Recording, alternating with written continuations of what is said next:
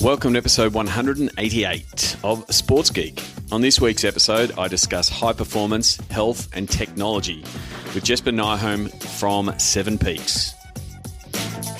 Welcome to Sports Geek, the podcast built for sports digital and sports business professionals.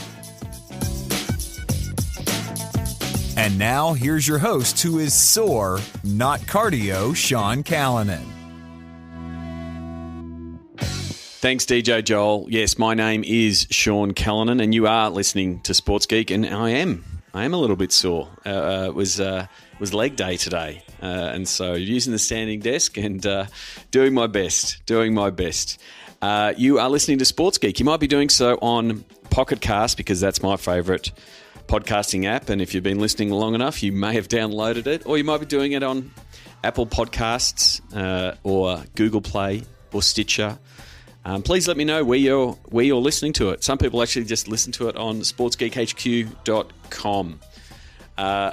So that shout out earlier about being sore and not cardio was really apt for my guest today. Jesper, being an elite athlete himself, working with the Danish Olympic team and helping people find the best version of themselves at Seven Peaks. It was really great to catch up with him when I was in Denmark in January, and then caught up with him. We had so much to discuss. We didn't actually did the classic thing on my trips: take the podcasting gear and not record the podcast. So we caught up when I got back to discuss what he's been doing. So we'll jump into that interview in a moment. For those of you who haven't, and you're in Melbourne and you're potentially going to the Melbourne International Comedy Festival, I'd love to see you there. Go to seancallanan.com/comedy. I actually did a trial show this week on I'm doing one this Friday, so I'll have done it by the time this episode airs. I'm getting closer. I'm doing the Joker Day, as I discuss here with Jesper.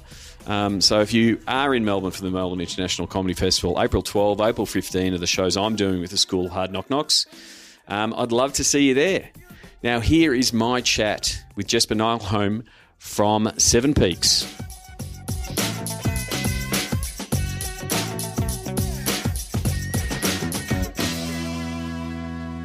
Very happy to welcome back a good friend of mine who was lucky enough to spend some time in Copenhagen, Jesper Nyholm from Seven Peaks and Sports One Denmark. Welcome back to the podcast.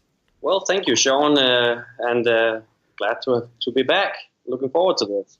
As people listen and know, I carry my podcast gear everywhere, and I never record when I meet with people. And as I said in the intro, I caught up with you and spent some time in Copenhagen, and not once did we pull out the podcast equipment to have a chat. We had many chats on sports, so I wanted to book in a time to catch up with you and let the listeners know, one, what you've been doing. So first of all, for the people who did not listen to you back in episode 64, way back in 2014, can you give us a bit of an explanation of your role at Seven Peaks and Sports One Denmark? Yeah, sure. Seven Peaks is a spin-off of the Olympic Committee in Denmark. And we have a simple mission. We want to help people live a life where they're peaking 7 days a week in terms of having great work-life balance, living a healthy lifestyle, getting the most out of their skills and abilities. And all of this is possible because of Olympic knowledge that we create in the Olympic Committee. We make that available through a digital platform to all the Olympic partners, employees, and the general population. And in that way, create better lives. And so that was one of the things that we were discussing. And, I was very lucky we were able to train at the Danish Olympic Committee in the gym. For those of you who don't know, Jesper is obviously visits the gym a lot, far more than I do, but it was very good to see the facilities. But pretty much what you're trying to do, or what you are doing at Seven Peaks, is bringing that knowledge that is innate, part of the Olympic movement and part of elite sport, and sort of bring it to the corporate world. And I guess the lever that you're pulling is that digital one, and almost trying to gamify health to sort of almost trick people into being healthy via sport and movement.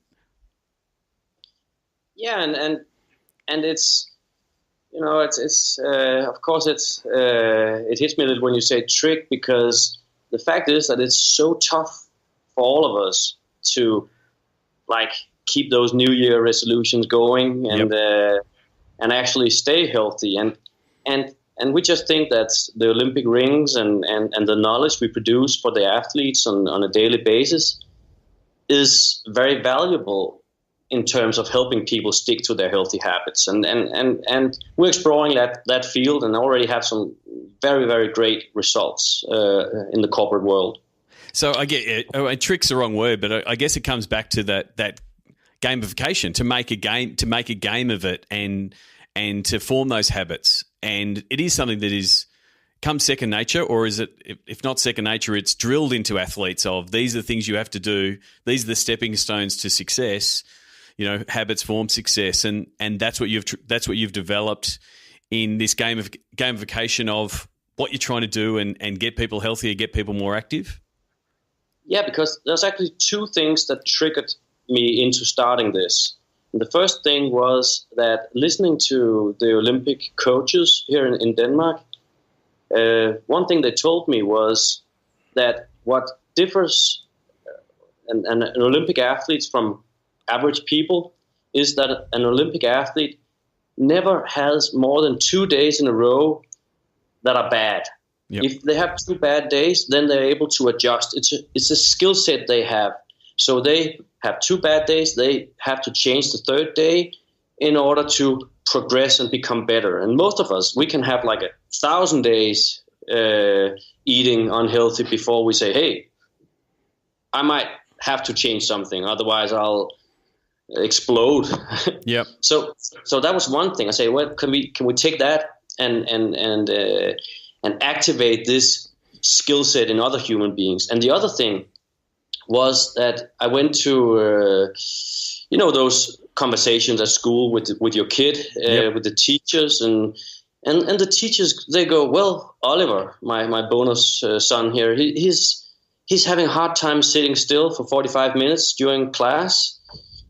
And it blew my mind, because when he gets up Saturday morning at 8 o'clock, turns on FIFA 18 or other application on his Xbox, he can sit there for 10 hours straight, very concentrated, and he's actually getting pissed if I try to get him away and start to eat some healthy food or something. Yep. So what is it that this gamified world offers that we're not tapping into when it comes to living healthy and utilizing that? So these two things are like the main ingredients in what we are exploring here, and it's pretty cool to see people flourish from being part of the campaigns we do. And that's where gamification is. It's for mine, it's an evolving beast, because we've seen it in different forms. And I actually just went back to the dictionary to go, what is gamification for people who don't know? And it's the application of typical elements of game playing, point scoring, competition with others, rules of play in other areas of activity, and to encourage engagement or product with a service. And, I think the best one is gamification is exciting because it makes the promises to do the hard stuff fun. And, what you're talking about is those hard yards and that habit-forming stuff. And it is a little bit of that Candy Crush, FIFA, whatever, that little reward. Congratulations, you've leveled up in life. We don't get little Super Mario, little coins for doing these things. And that's sort of what you're trying to do, to give them that little reward to say, keep going. It becomes habit. Then it just becomes what you do. Exactly. And it's the beauty of taking these game mechanics and applying them in a sports / health content world, is that when people then are engaged and they experience more than just getting coins in Super Mario, they actually experience losing weight, getting more fit and stuff. This also creates loyalty. This also creates gratefulness towards the brand that's promoting these services and this gamification. And we see that for among the partners when we are you doing these campaigns, that the employees at our partners, well, their work-life balance is increased, and their job satisfaction is increased by 38%, and this creates lower churn in the employee staff, and all these side benefits that comes along. It's quite valuable for businesses, and of course then for the sporting committee here, that is the one getting all the loyalty in the end. So yeah, take us back to that, because it's yes, it is a platform and a gamification platform and all those things, but really it's, it is a campaign and a sponsorship tool for the Olympic Committee, and that's pretty much how it's being used to engage either a large employee base or a large customer base through the tool to have that greater good of health and fitness and those kind of things, but doing it in partnership with a brand. That's primarily the business driver of what you're trying to do. Yeah, and you see, at least in many parts of Europe, the sports franchises, corporations, leagues and stuff, they're struggling with creating great sponsorship value, because, getting the banners up and getting the halftime commercial stuff going and the POS materials and stuff, well, that's fine. Beers and tickets always work, but it's just not enough. Companies want us to tap into their business and help their business grow, not just, create visibility and hospitality.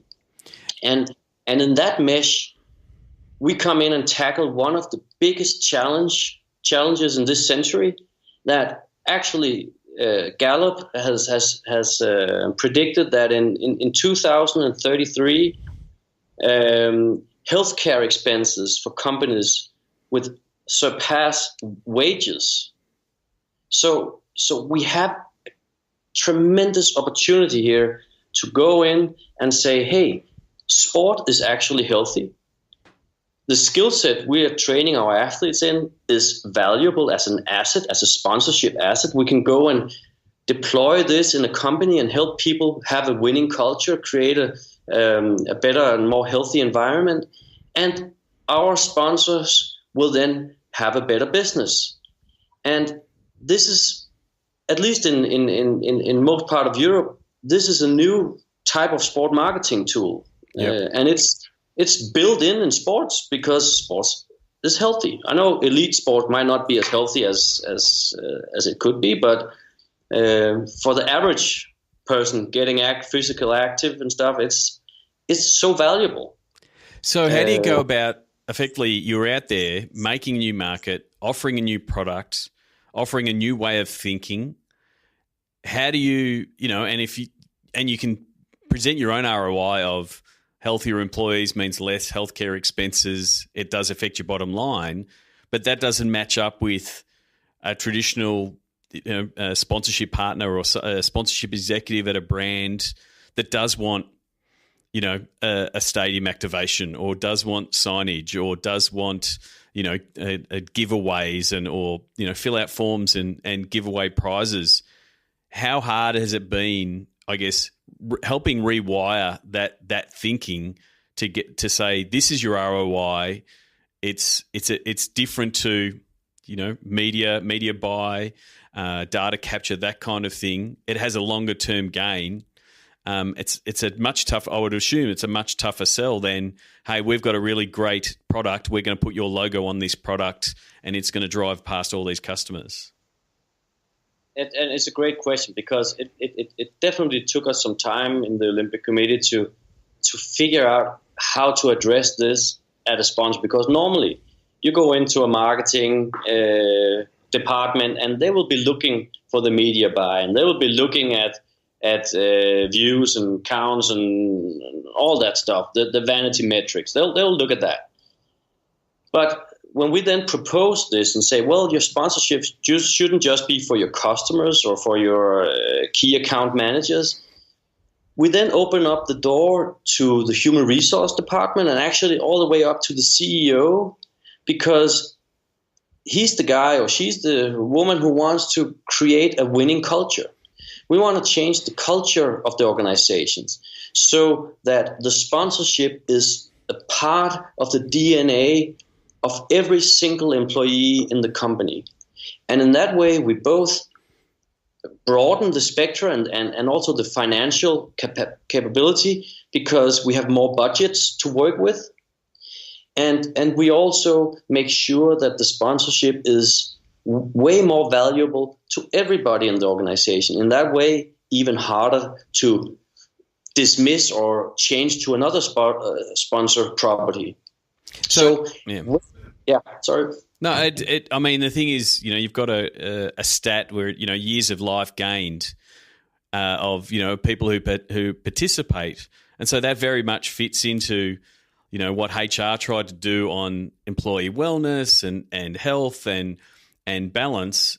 And you're right, your offering is not a traditional offering in that, HR is being served, and there would be professional development or wellness programs that they would run that your program effectively runs across. So it is a bit of shuffling the accounting, so to speak, to say, well, your HR department was going to spend X on this program. Our sponsorship activation actually serves that purpose and ticks that box for you. So that's the conversations you're sort of having? Exactly. And we can even combine that with the CSR, the corporate social responsibility tick box.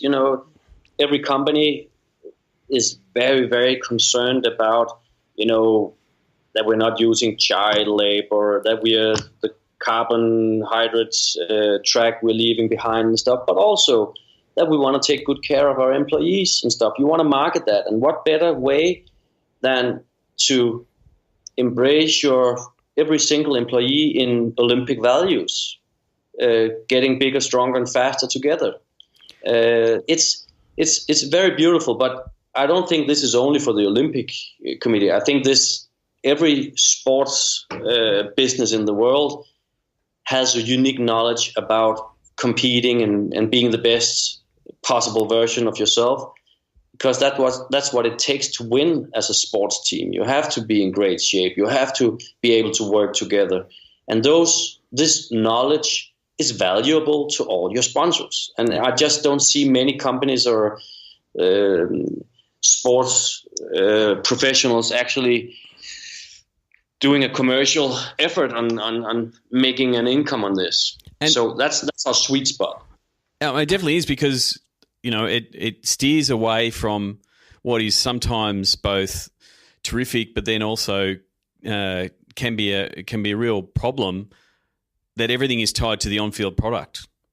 That all these sponsorships are tied to the on-field product. So when the on-field product is amazing and the stadium is full and the sponsors are lining up around the park, then everything's great. But then if the performance falls away, then so potentially could the sponsorship. Whereas what you're discussing and what you're doing at Seven Peaks is it's year-round engagement. It's a way to have your fans, customers, employees engage with an elite brand year-round and completely independent of the on-field results.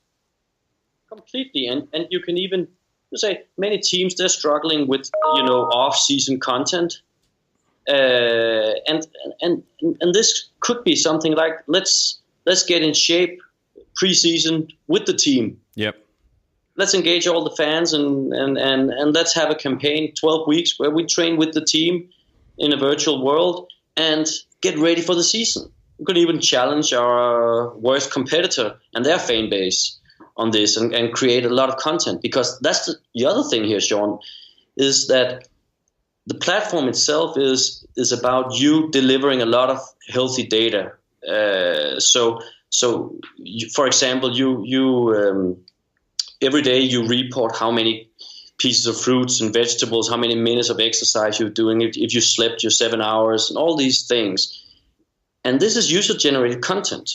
And as a sports business, you have the distribution network to make this content available. I mean, to even share with other sponsors and say, hey, look at this. Our fan base is a combination of 30 years old women who wants to live and eat in that way, and maybe that's an opportunity of creating new sponsorships.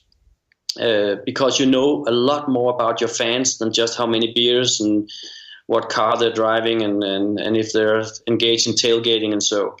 So it's more qualitative data created, and you're building a fan base with actually helping each individual fan to become the best possible version of themselves. It's to me, it's a no-brainer why everybody should be doing something like this.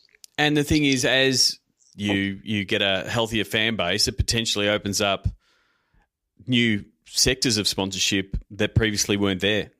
If you've got a motivated, engaged fan base that wants to get healthy, then potentially you could be drawing in, healthy sponsors and healthy sponsorships that further that goal, because you've got this motivated crowd. Yeah, and believe me, the motivation is insane in these campaigns, because it's so easy to use these game mechanics we discussed earlier to create the stickiness.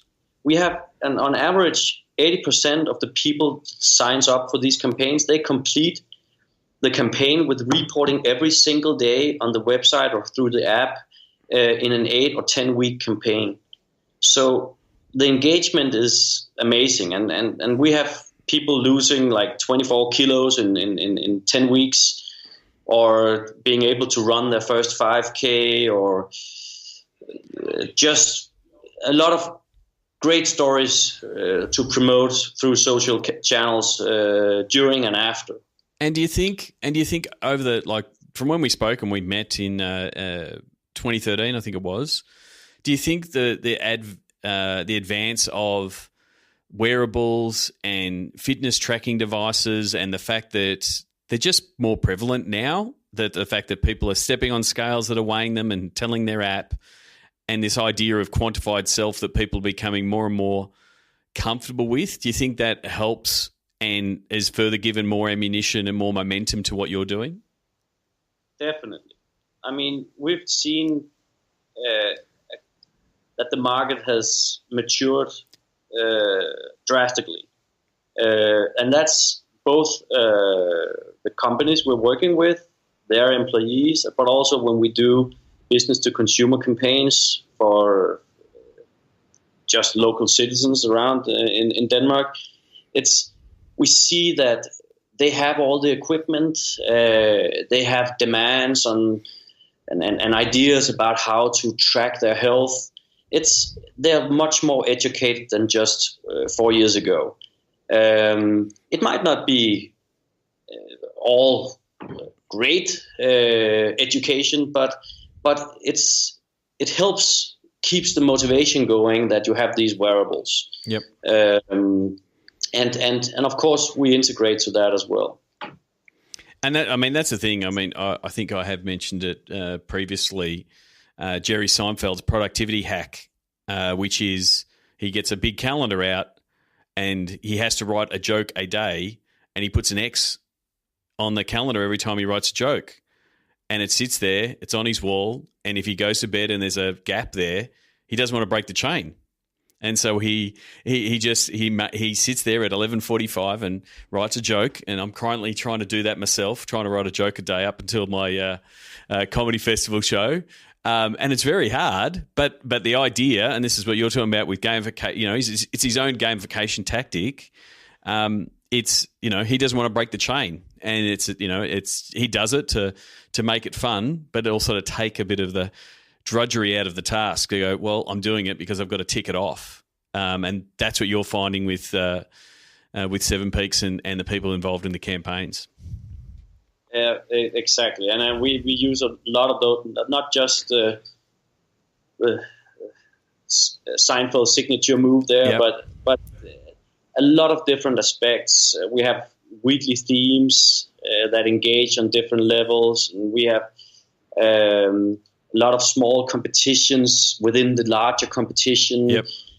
And it all just attracts attention from the participants, and we know that if we keep people, when we get people on board, and we get them past week 4 of the campaign, they'll pretty much stick to the end, and they will send a great thank you note in the end. And 92% of the 200,000 people we've had through this campaign software would recommend others to do this when we're done.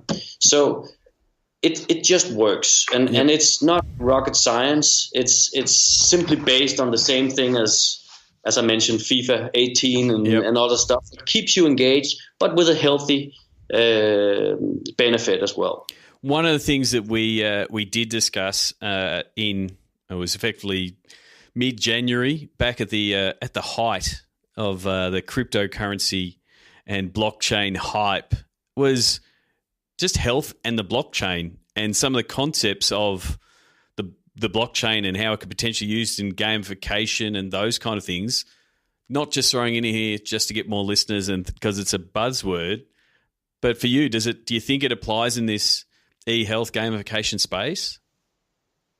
Definitely, and we see these health coins, sweat coins, beats coins showing up, surfacing everywhere right now, and creating a lot of venture capital income, and and it is a buzz, but we've taken quite another approach to this, but we're in the space. The thing we're going to do about it, and is to think a little about, well, when you're doing these campaigns and following a 7 Peaks or a National Olympic Committee program, well, you're part of a sponsorship that typically lasts until the next Olympic campaign or next Olympic Games, next one being in Tokyo in 2020. So the partners we engage here, well, when you're doing human resource management in a company, the problem is always that, well, we can create campaigns like this and the engagement will be fantastic. And when the campaign then ends, then what? Yep. Then how can we progress from here and create and maintain this healthy change? And that's where we see the cryptocurrency, the Olympic coin, as we call it, step in. So in the framework we've built, what we're doing is that we're actually creating a currency, an Olympic currency, and whether or not it will become a specific cryptocurrency is yet to be determined, but then the company or the sponsor and the Olympic Committee can add activities throughout the entire Olympic period and then put a value on each healthy activity. So, for example, going to the corporate gym, that will earn you a coin. Competing in this campaign will earn you a coin. But competing and maybe going through the Olympic Winter Academy, that's a service we also provide. Well, that will give you coins. And based on the amount of coins you get, you can transfer this to Olympic merchandise, or you can, and it even serves as a ticket in a great lottery for a competition about tickets to the Olympic Games in Tokyo.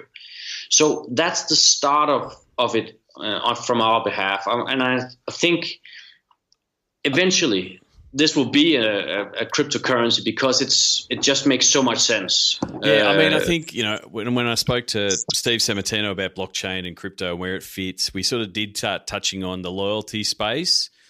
And, I think his analogy of, now I'm going to get this right, blockchain is the internet and cryptocurrencies are the websites, is a really good one. And if you sort of actually take the currency piece out of it and just go back to it is token-based, and the whole idea of, because when people hear currency, they hear money, and it can be that, but it's really, these tokens. And again, it's what you're currently doing. Do these actions, get rewarded. And so it does give you the option of, do these healthy actions and get rewarded? Do these sponsor actions and get rewarded? Do these attendance actions and get rewarded? And then how those tokens are claimed is, again, up to you as the platform.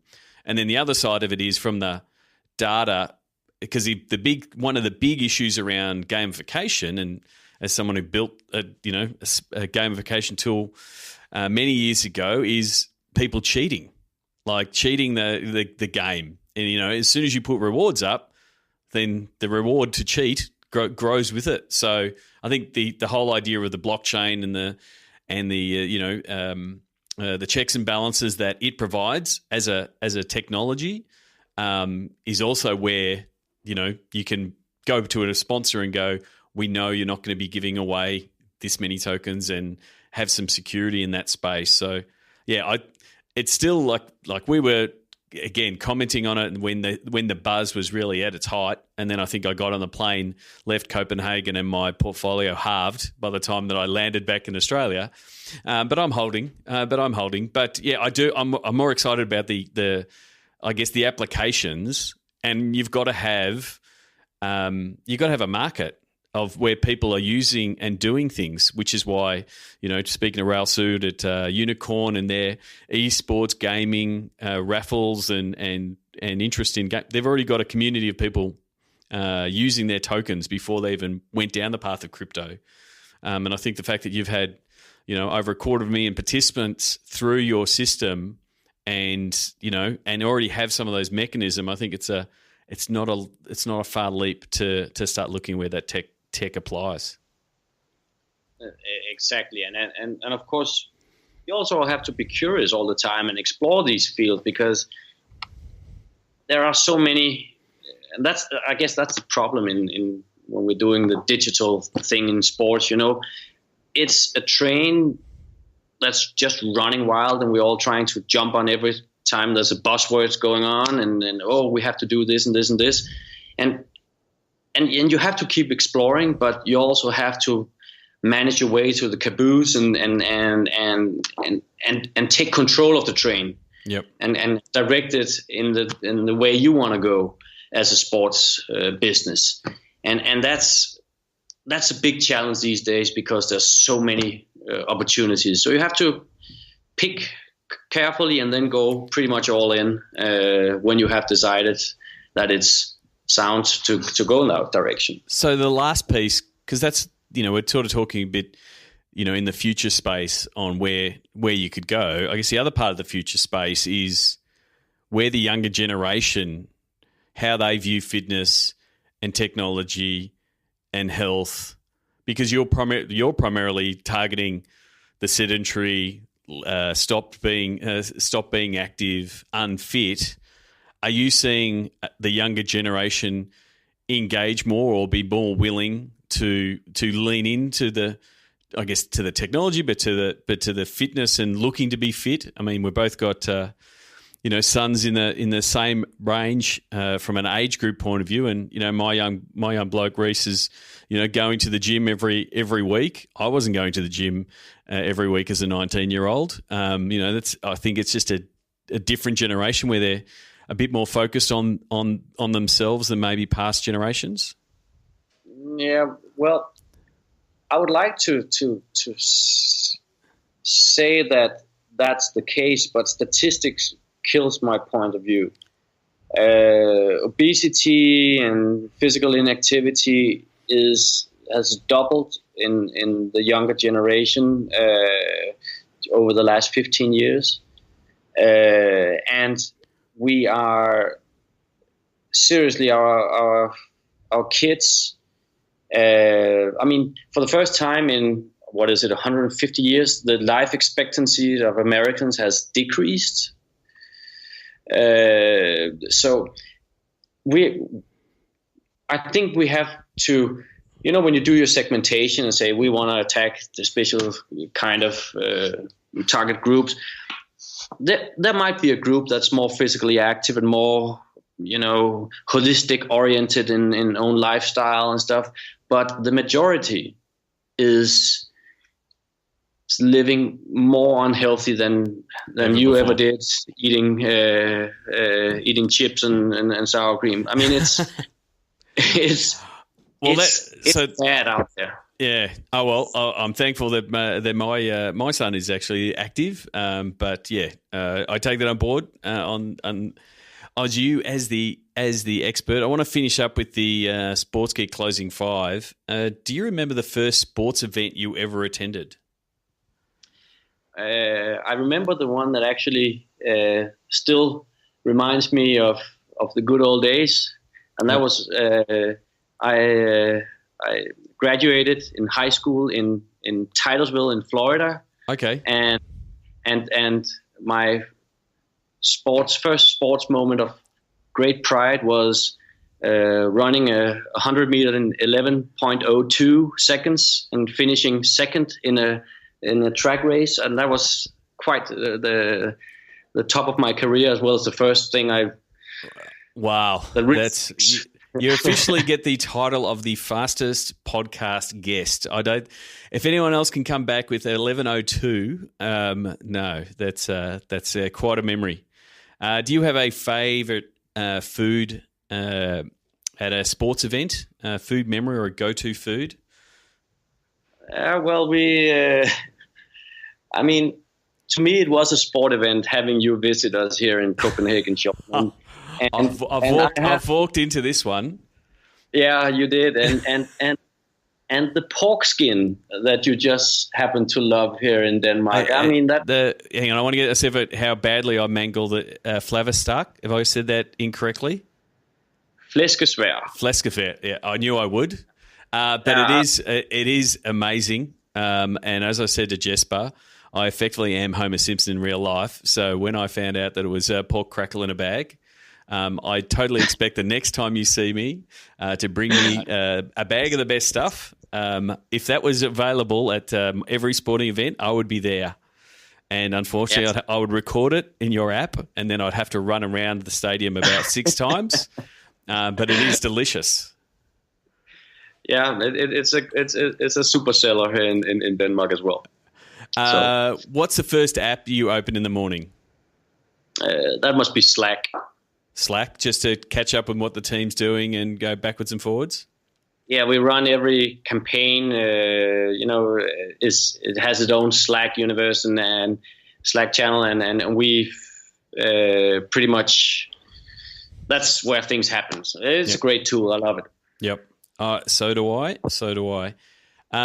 Is there someone that you suggest that the podcast listeners should follow? Maybe someone that you read or keep an eye on or follow on Twitter that you suggest that they do the same? Well, I have this guy that, because I think esport is so amazing. It's interesting. It's blowing up in our face right now, I think. Yep. And so the hooligan, the British guy, Tom Halls. Okay. We actually had him here in the Olympic Committee talk about what esport is all about and how it's gonna affect the sporting world. And I think he's a great guy to follow on Twitter and other social media. Hopefully, giving him a mention on the podcast does not affect his job. Every time I interviewed him on the podcast, he's changed jobs. So hopefully, you haven't lifted the Tom Halls curse, but. Yeah, give Tom a follow.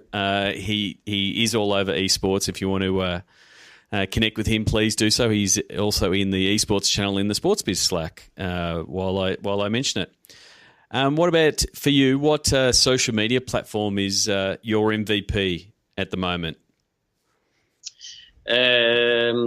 Well, I like, because a lot of the stuff we do is based on health science. I actually find LinkedIn to be very valuable in terms of following people working in that space. Yep. And also a lot of science work is popping up there from different places, and that's quite valuable. Also as a marketing channels for 7 Peaks. So give us a follow in there. Yes, we'll put Jesper's link to LinkedIn. I completely agree. I've been a long-time fan of LinkedIn, and I think what they've done in the last 18 months, 2 years around pivoting what the content is and making it a bit easier to surface that content and see those people, I think that's been really good. I guess one thing I will ask is a bonus question. Sort of some of the commentary coming out of Facebook's recent changes and sort of them saying they want to drop back brand engagement and help people stay more connected. And there was a lot of chatter and I guess, discussion on, is Facebook healthy and the amount of people requiring it almost to addictive nature. Do you have a bit of a take on that, on how much is too much, and whether Zuck pulling that lever to say we want you to show more of your friends and family is going to have an effect on that, or are they pretty much just trying to make sure that their user base is happy, because happy user base helps bring advertising? Yeah, I actually have a take on that, because it's one of my, cornerstones here is I think that the development we'll see in social media is a social media without a purpose is going to lose in the end. Yep. And you can quote me on that, because I mean, Facebook is great. It created the social media term. Yep. But there is no purpose. We're not getting better at anything in there. So it's easy to, at some point when it grows this big, then you'll start to have a lot of concerns about it. What about our data? What about our this and that? And what about our kids and the messenger for kids? It's just going to blow up in their own face. Yeah. So what I think will happen is like the social media with a purpose, being health or getting better at your job or being a better parent and stuff. These medias, they'll start to surface over time, and it will be very hard to have the same problems with these medias, because, well, they're doing good. Facebook is not doing anything else than connecting people to make more money. Yep. And that's going to blow up in your face all the time. We even had the case study just in the recent weeks. I don't know if you ever got onto the platform Yearround, that sort of went viral for a couple of days, that pretty much pitched a different way of, I guess, consuming social media and being able to control who you connect with and what you share without having to be this ideal self, which potentially, Instagram promotes. And there was a whole bunch of people getting on it really quickly, clamoring for the next thing. And it remains to be seen where it goes, like the whole hype around it and the fact that it nearly fell over because there was so much hype around it. I think there potentially is a space for what you're talking about, these sort of pockets of, whether they're social media platforms as we know them now, or whether they're, pockets of apps or groups or communities that sort of rally around, I guess, what you're saying, social good, but also what people care about more so. That's going to be they're the people who are going to have to, that will be challenging, I guess, the dominance of Facebook. Yeah, I think so. And Facebook might be going in that way, in that direction over time, I think. But they're just grown so big, so it's hard to pivot on that platform. It's very hard to pivot with 2 billion people. I mean, that's, it's very. You put the indicator on, and it'll take you a couple of years to turn around. As finishing up, we mentioned there people can connect with you. One, what's the best way to connect with you, and what channels can people connect with you? Well, definitely on LinkedIn. Find me at Jesper Nyholm at LinkedIn, and our 7 Peaks company page on LinkedIn as well. If you want to know more about what we're doing, we're sharing some of our findings out there, and could be some interesting points for other sports businesses to pick up. So, well, that notification is pretty much tells us that it's time to finish up. So, thank you very much, Jesper, for coming on the podcast. I look forward to catching up with you next time, and we'll see you soon.